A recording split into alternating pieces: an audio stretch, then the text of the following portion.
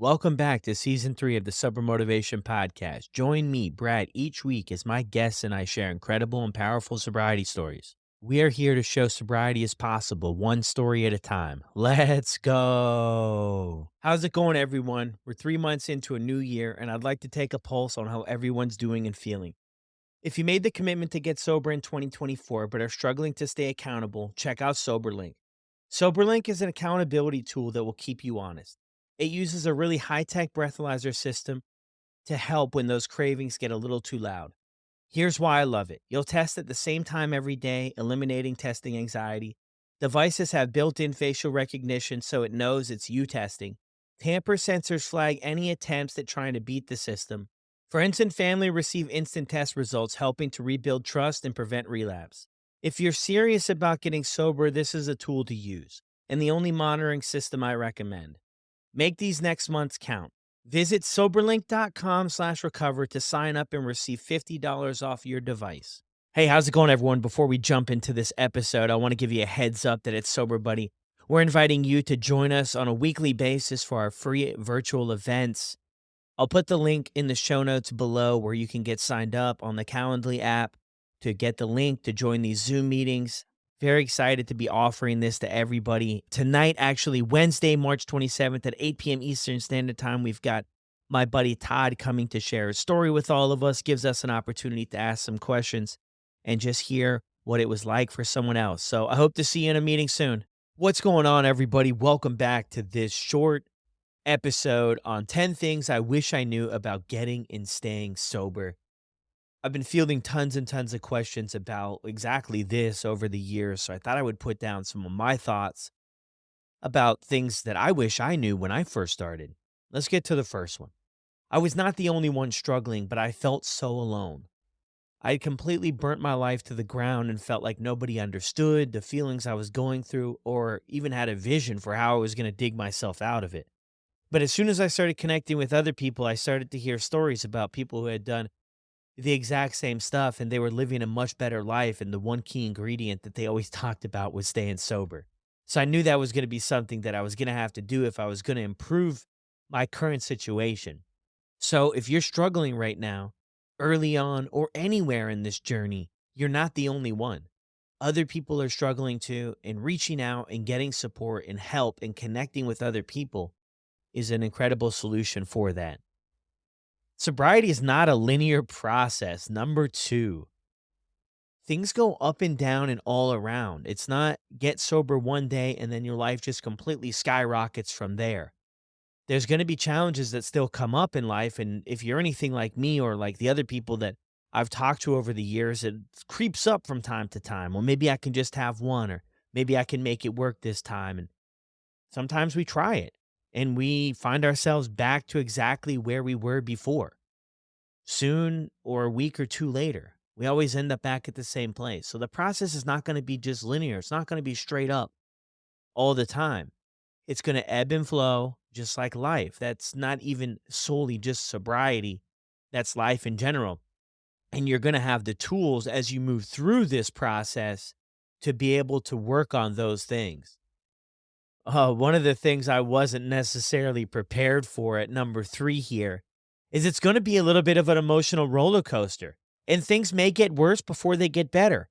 And here's what I found out in my story is I had avoided addressing feelings, taking accountability, being present for so long. When I got sober and I wasn't masking all of my emotions with the substance anymore, they all came and it just was like the floodgates opened up. And here I was feeling all of these different emotions and not having my go-to escape anymore. So things got a little bit rough as I had to work through and navigate those different areas of life that I just wasn't used to doing. And that's okay if that happens too.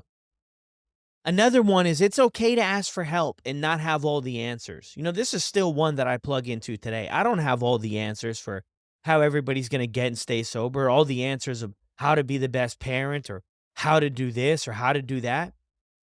But what we are responsible for is going out there and finding the answers to our questions and being willing to follow suggestions that other people might give us. We have to remain open-minded and willing to try new things. When I look back at my story and my journey, my best thinking got me in the worst places. Like what I thought was the best idea, it just ended me up in really rough spots. So a big part of me when I got sober was to take direction and suggestions from other people that had a lot more experience than I did. Now, this is an interesting one coming in here at number 5. You don't need anyone else to validate your desire to quit. I've heard countless stories on the podcast about people going in to see a therapist or a counselor or talking with a loved one or maybe a drinking buddy. And they said, "Hey, I think I've got a problem with this." And the other person was like, "No, no, no, you don't. You just have to moderate. You just have to cut back a little bit. Maybe just do it on the weekend. Maybe just take a week off." And sometimes we can do that. But oftentimes we'll run with that and say, "Oh, well, if so and so doesn't think I have a problem, maybe they're right." Because honestly, I think we just want to keep the drinking going. So if we get anybody who gives us a thumbs up, then that's all we need to keep it going. But look, this is what you need to really focus on. How do you feel about it? When you wake up in the morning, the anxiety, the anxiety, the sadness, the lack of being present in relationships that matter in life, everything that it's taking from you, write it down.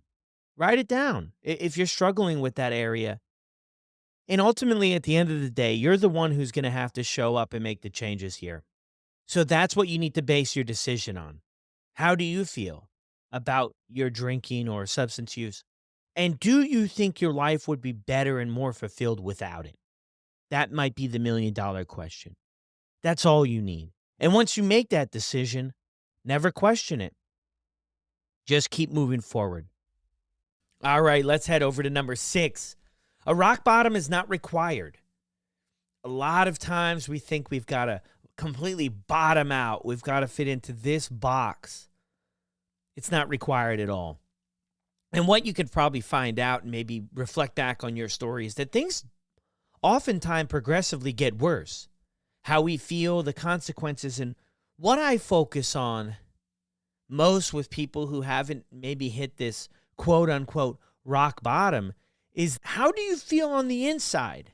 Maybe the external rock bottoms are not there, but I can guarantee you 9 times out of 10, that internal rock bottom has already taken place where you just don't feel good about the decisions that you're making. And even though we say I'm only going to have 1 or 2, it ends up being a lot more than that time and time again.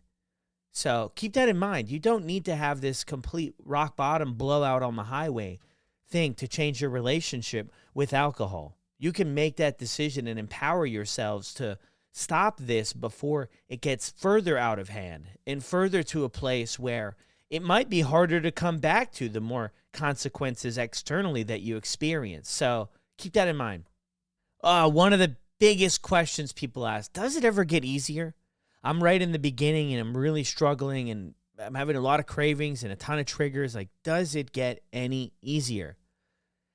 And the short answer to that is yes. Of course it gets easier. And I don't know if I'm completely sold on the fact that it gets easier or we get stronger.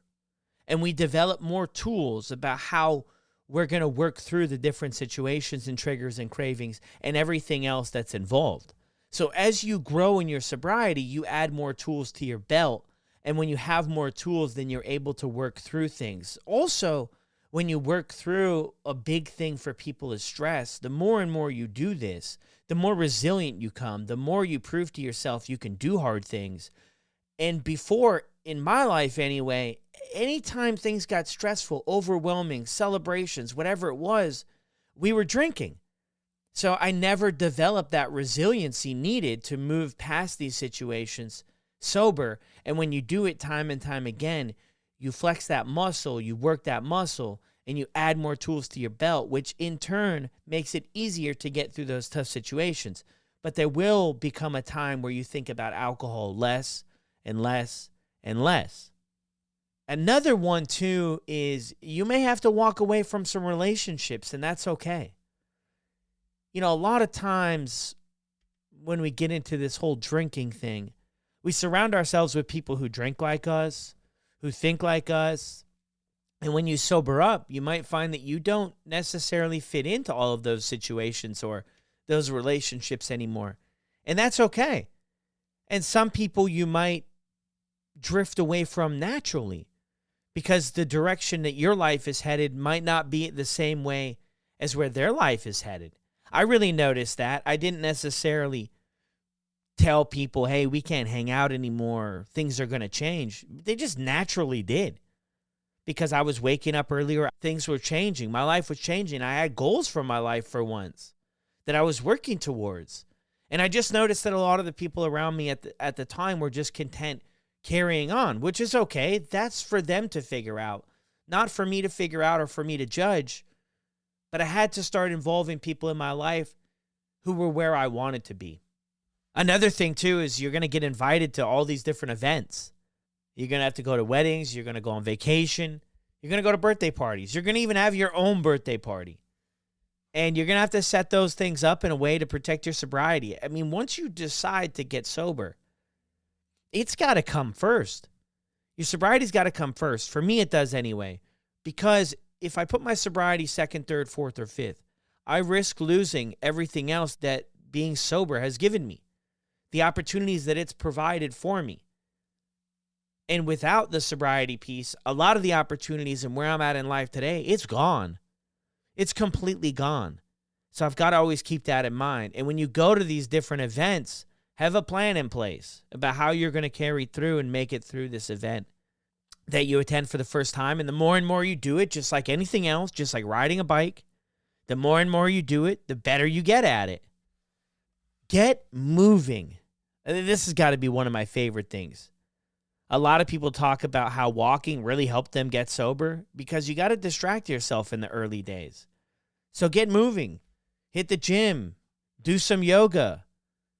Get moving on something because you're going to have a lot of extra time on your hands. So you need to get moving. It's so helpful. Things don't change unless we do. That's sort of the hard truth of all of this. Is this whole situation we find ourselves in is not going to change unless we do. And we've got to start chipping away at the block to change the way that we see things and how we work through different situations that really were challenging for us before. And you do that over and over and over again, and you develop those new ways of working through situations that don't involve a substance, that don't involve alcohol. Focus on a healthy routine. You're going to have a lot of extra time on your hands, especially if you're new at this.